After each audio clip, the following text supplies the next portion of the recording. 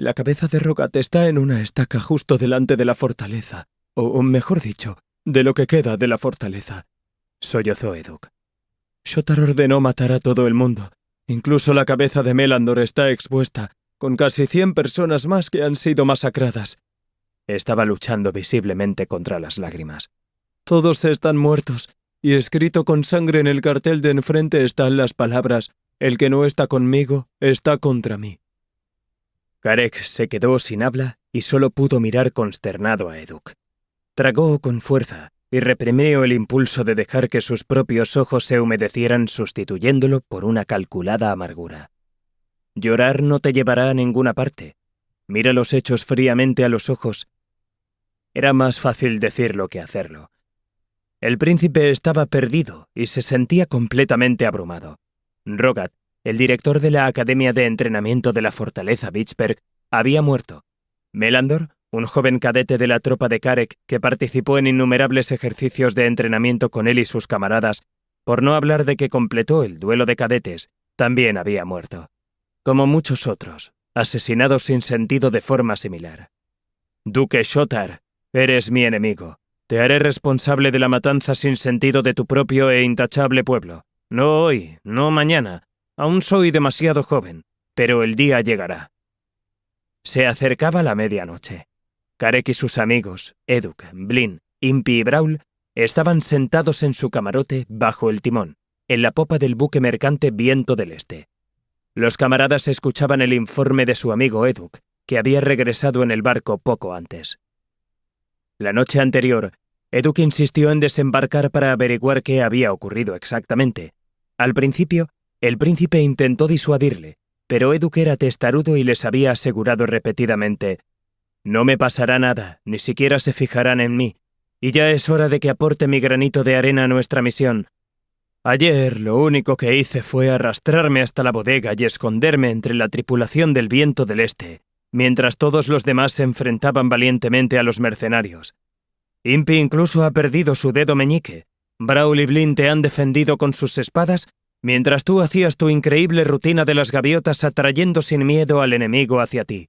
Y mientras tanto, ¿quién se escondía en un rincón, temblando de miedo? Hiciste lo único posible. De lo contrario, el líder mercenario te habría utilizado como peón negociador contra Foran. Piénsalo. Esa fue exactamente la razón por la que Impi ha acabado perdiendo su dedo.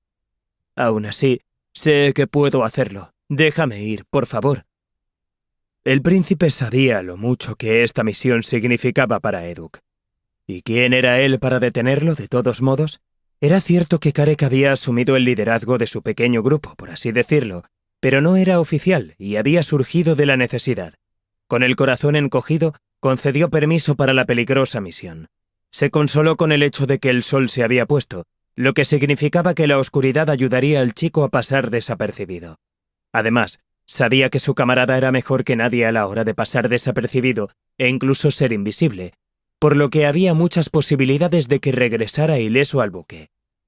Y efectivamente, Eduk regresó ileso e informó de que había desembarcado del bote auxiliar en la playa, un poco más al norte.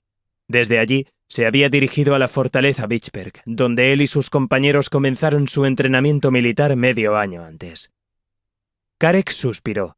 Aquello era cosa del pasado, pues el duque Shotar había reclamado claramente el reino e instigado una sangrienta guerra civil, y el plan de Shotar para hacerse con el control de todo el país había comenzado con la destrucción deliberada de la fortaleza Vicksburg. El príncipe volvió a centrar su atención en Eduk, que relataba sus experiencias con los ojos muy abiertos. «Realmente no podía creer lo que veían mis ojos, os digo, cuando me paré frente a las ruinas del castillo. Hasta entonces, siempre consideré que Vicksburg era inexpugnable». Karek y sus camaradas habían visto el horror desde el barco, como la propia pared del acantilado, que sirvió de cimiento a la fortaleza, se había derrumbado más de 100 metros mar abajo. La extraordinaria avalancha fue provocada por una sucesión de explosiones en los túneles bajo la fortaleza. Shotar dispuso que, desde su interior, se incendiaran barriles de pólvora negra, una mezcla explosiva de salitre, azufre y culmen, lo que destruyó la mitad de la fortaleza. Eduk estaba totalmente absorto en su descripción de los hechos. Los soldados encendieron antorchas a lo largo de los muros del castillo. Karek se puso mentalmente en la posición de su camarada. Imaginó cómo Eduk había explorado la zona frente a la fortaleza.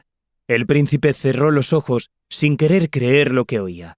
Junto a cada antorcha de la fachada semicircular había una estaca afilada con una cabeza clavada.